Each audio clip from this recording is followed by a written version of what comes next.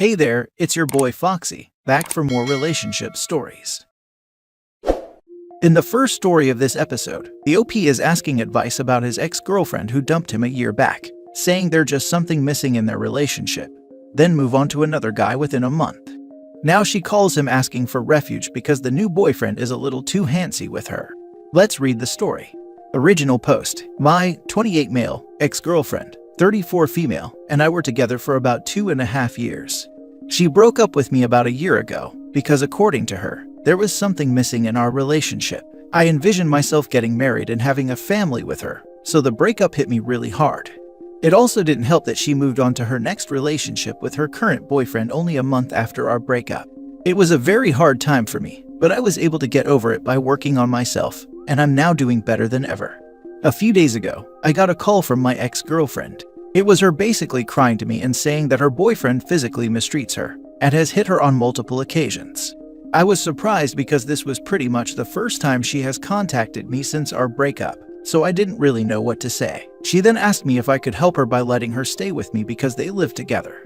I then asked if she had called the police on her boyfriend, and she answered that she doesn't want to get the authorities involved. I told her that she should call the cops because they are the only ones that can solve her situation. She kept repeating that she didn't want to get the cops involved. She also kept asking if she could stay with me. I told her that I'm in no way going to interfere in this situation of hers. I straight up told her that I under no circumstances will let her stay with me, but that I'm willing to help her contact the authorities to solve the situation. She still kept asking to stay with me and I kept refusing until I hung up the call. There are a few reasons that I didn't want to help her. First off, she is my ex, so truth be told, I don't owe her anything. Second of all, I know for a fact she has other options for housing because her parents and friends live nearby. Also, I do not want to involve myself in a situation with a violent person that could possibly backfire on me. Who knows what that guy is capable of? Lastly, I didn't want to help her because she hasn't reported him to the police. I am willing to help her contact the authorities to solve the situation, but other than that, I'm not getting myself involved. Despite having my reasons not to help her, I still feel guilty in a way. I don't really know how I can help her otherwise in this situation, and I feel like if she hasn't even called the police on him, there is really nothing else to do. How do you guys suggest I deal with this situation? Now for the top advice before reading the little update. Could you at least contact her parents and let them know what's going on? There's a good chance she's been isolated from friends and family if her BF is doing this to her. She might have called you as a last-ditch desperate effort to get away. The reason she wouldn't want to get authorities involved is because they will most likely show up, find it hard to determine what happened, give some advice about couples counseling, and then leave her there with him, to where he might retaliate for her calling the authorities. He might even end her. I understand how you don't want anything to do with her, but please at least tell her parents what's going on so they can at least try to help. She's in serious danger right now, and it's bigger than she's my ex, so I don't feel like dealing with it. You're not obligated to house her, but please at minimum contact her parents. This is important. The desire to help is there, or else you wouldn't have posted, but the need to get others involved should be paramount. People like this boyfriend are violent people, and if you are going to take someone in who is being mistreated, as horrible as this is, that fight might find its way to your front door or more.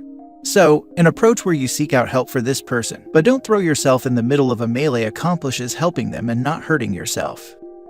I'm not going to pull any punches here. You feel guilty because the humane thing to do in this situation is give her a place to crash. That being said, you are under no obligation to help her. You're right, you could very easily make yourself a target too. You have to look out for yourself too. What I cannot stand about this post, however, is the belief you seem to hold that she is refusing help because she's not letting you help her call the authorities.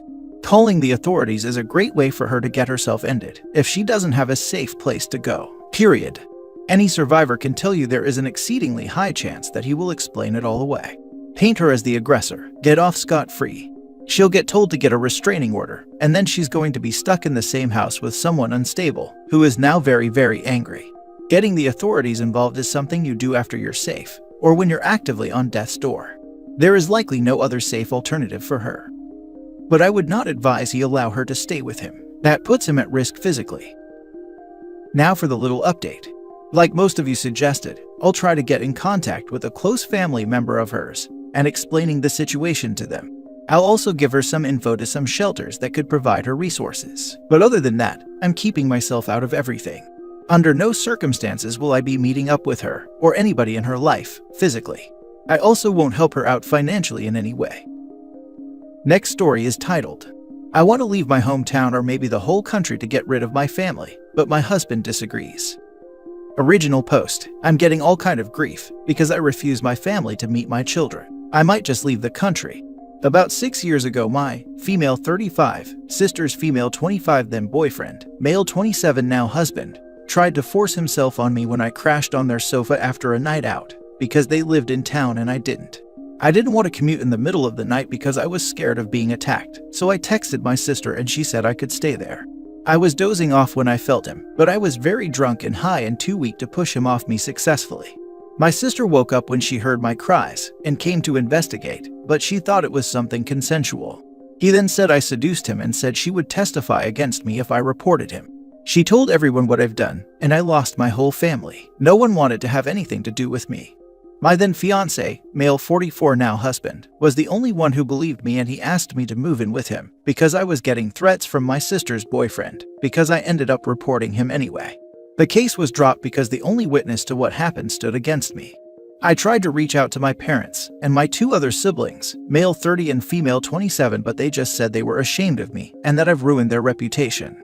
We live in a small town and I've seen my family sometimes in some public space, but they pretend they didn't see me, and so did I. My husband and I got married a year after that incident, and now I have a daughter over 1 year old and I'm 7 months pregnant with my second. Last month when I was at the mall, I just heard someone yell my name. I was terrified and automatically started running with the stroller because I thought I was being attacked. It isn't unusual that someone yelled profanity at me that knew my sister and her husband. It was my mom, however, accompanied by my middle sister and my aunt, and they managed to catch up and my mother grabbed the stroller and turned it towards her and started touching and kissing my daughter. I freaked out and started pushing her away, but she insisted to see her grandchild because that's her right. She said she's been meaning to reach out when I gave birth and that I was appalling not to ask her and my dad to come see my baby. She's their first grandchild and they had the right. Finally, a cop came to ask what was going on, and I could run away. My parents are now waging a war against me for refusing to let them see my children. They are threatening to sue for custody, while my husband is trying to get restraining order against them. I haven't left our apartment since, because I'm too terrified to meet any of my family again. I was just so confused why the sudden interest in me, and found out that my sister's now husband who tried to do that to me has 2 other women coming forward. One is a friend of my sister some months before he did it with me, and one from his work 6 months ago. My sister knew and helped him cover it, and now that my family found out, they've dropped her. I told my husband that I want to leave this town and maybe this whole country, and he became very angry and told me that he can't let my past ruin his life anymore, and that I should take responsibility for my crazy family. I understand him, but I can't take it anymore. I have been living in fear and humiliation for so long and I want to move away. The problem is that my friends and even in-laws thinks I'm cruel for depriving my parents and my children the chance to start anew and be with each other. Now for the top advice before the little update. Screw your parents and your family. They didn't believe you when you told them that you were violated. They have zero right to see your child. Live your life with your husband. Move away with him if you can. The most important thing at this point is for you and your husband to be on the same page about this. The 2 of you need to talk it through and decide on what you want to do about everything, and then always have each other's backs. It's a town with 20,000 people. I'm so tired of everything. I'm seen as the loose woman who seduced her brother-in-law. It won't wash out now. What future do my children have? I just wanted to let you know that if they attempt to sue for custody, they will fail miserably. I can't even imagine an attorney taking this case.